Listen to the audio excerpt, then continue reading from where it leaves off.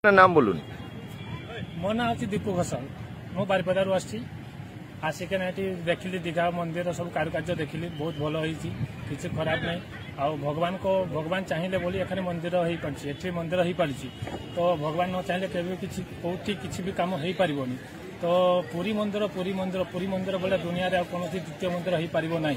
তো দীঘা মন্দির এটি ভগবান চাহিবা দ্বারা দ্বিতীয় হয়ে পারিছি।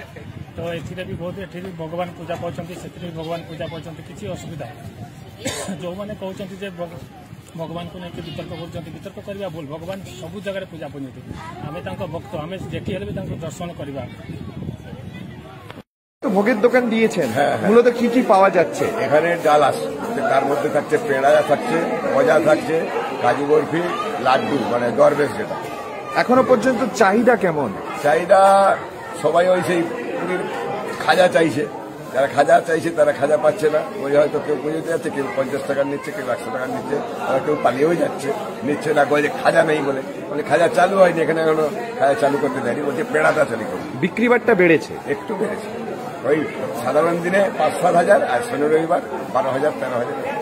আর যোগান দিতে পারছেন না আপনারা? পারছি না মানে এখানে আমাদের জায়গা নেই, তো ওই সেই দক্ষিণেশ্বর থেকে পেড়া এনে বিক্রি করতে হচ্ছে। ফলে যখন হয়তো শেষ হয়ে গেল আর পাচ্ছি না। গুছিয়ে উঠতে কতদিন সময় লাগবে? হ্যাঁ, প্রায় মাসখানিক লাগবে। তো 15 তারিখের পর আমাদেরকে সেটেল করবে। আচ্ছা, আপাতত আমাদেরকে 2টো স্টল দিচ্ছে, আর কোনো স্টল অ্যালোড হয়নি। অ্যালোড হয়ে গেলে এটা ডালা আর্কেডে অ্যালোড হয়ে গেলে পার্মানেন্ট করলে তবে আমরা একটু জায়গাটা পাবো। আপনার নাম দাদা? জগন্নাথ মাইতি। Thank you.